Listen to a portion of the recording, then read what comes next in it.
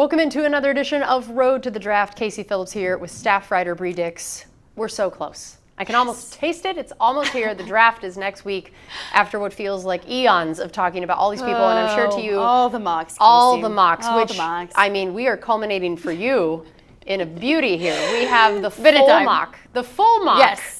All Bucs. All Bucs, all the rounds. Yep. We've done a lot of these first round mocks, and we've talked about a lot of what the other teams are going to do. Now that we're so close, we're focusing on Bucs and Bucs only. And we know, we've seen in recent years that first round, super important, but man, do we find some gems in other rounds. Middle rounds, yeah. So we wanted to make sure we highlighted all of it. So this is the look at all the people here that Bree has mocked to us. So tell me what stands out to you about we'll start kind of just the first round. Dive into our first round here. And I think that position is probably going to surprise some people.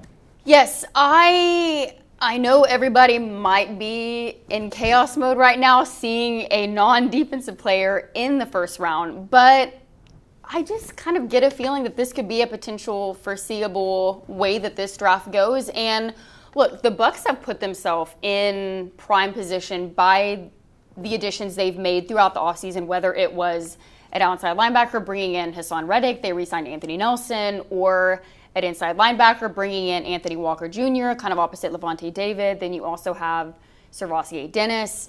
So, I mean, certainly need to add some depth at corner, some depth at safety.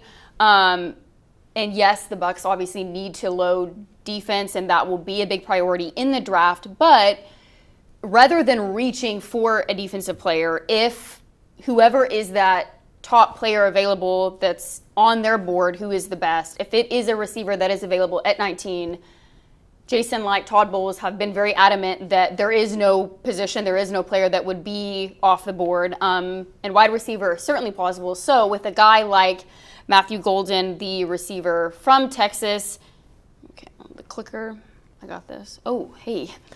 He is a speedster, ran a 4.29 40 at the combine, which was the fastest among receivers. He's a guy that has that fluidity, in and out of breaks, can create separation on the post with the corners, with kind of his alterations at the stem with the breaks. But he's just the guy that I think could really add another dimension to the Bucs receiving room. And of course, it's loaded. You have Mike Evans, you have Chris Godwin, you have Jalen McMillan, who came on last year and emerged. But adding in the speed element that he could bring and just his feel for defensive backs and how to create leverage and kind of altering the tempo a little bit, and just how fluid he is on the comebacks, the curls. I think he's a prospect that a lot of people are excited about and could feasibly, he could go top 15. He could be there at 19. But he is a player that I would not be sad about the Bucs taking, even though it did feel very weird, and I felt like I compromised my moral code a little bit by going with a receiver in the first round. But that's just kind of the way things felt. And then in the second round, I have the Bucs taking inside linebacker Demetrius Knight Jr. So people are probably noticing a little bit more normal position to what a lot of people were mocking early for the Bucs. So you went out Calm down, Bucs fans. The wide receiver your limb. Inside linebacker may not have been Jihad Campbell, but you get Demetrius Knight Jr. in the second round, and I really like the way that his skill set kind of complements that of Lavonte David, who's kind of known as being one of the best off-ball linebackers in the NFL, known for, being that zone buster, kind of erasing tight ends over the middle of the field.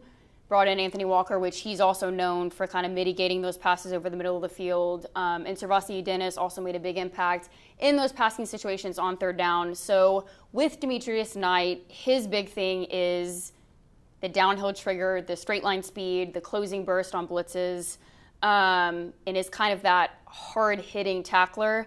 And so I think he would be a good complement to bring in, and the way that he's able to understand protection schemes, the timing of blitzes is really advanced.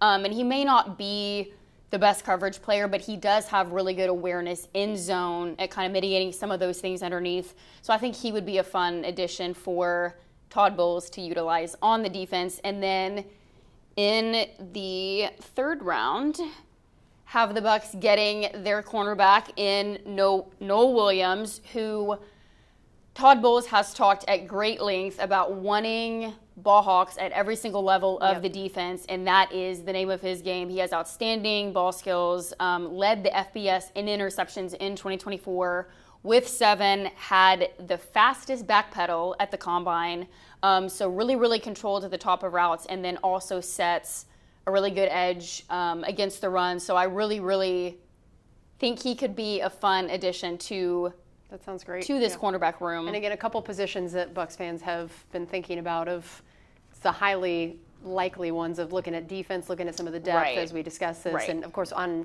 Insider this week, we're going to go over some of the depth at certain positions. And I know inside linebacker and corner are going to be some of the ones that we definitely talk about. Right.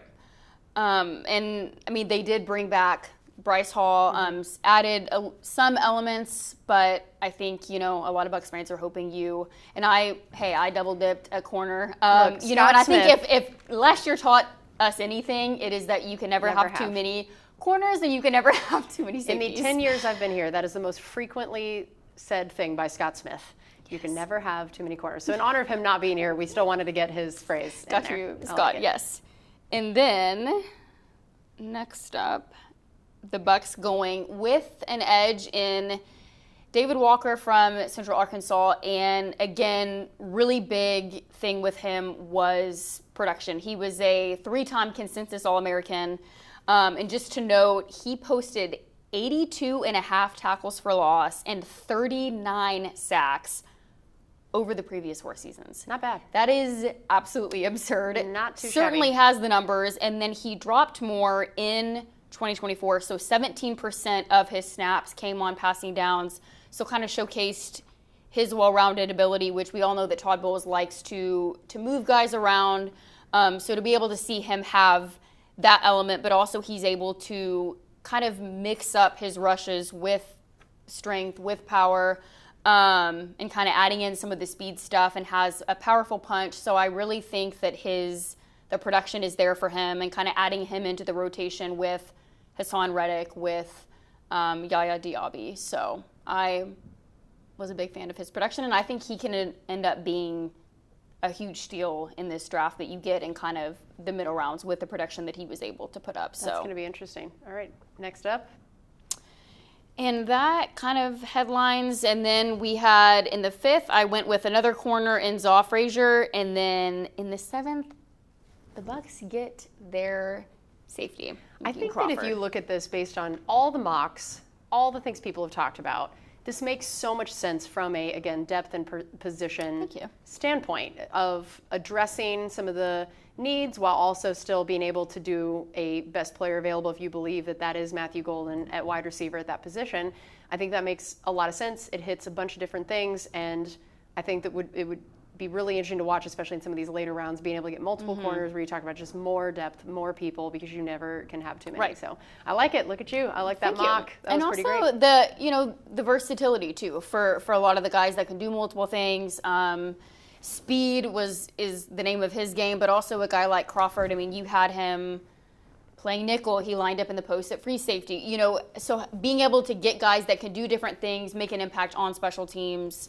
You can never go wrong with having that versatile guy that can do a lot of different things for you. I mean, heck, we saw Christian Izzian playing corner this last year, which he hadn't played since high school. So having guys that can do a lot of different things can kind of round out that depth chart. So, all right, well, that's it. You heard it. 1 week left, essentially, until the draft. We are coming down to the wire here.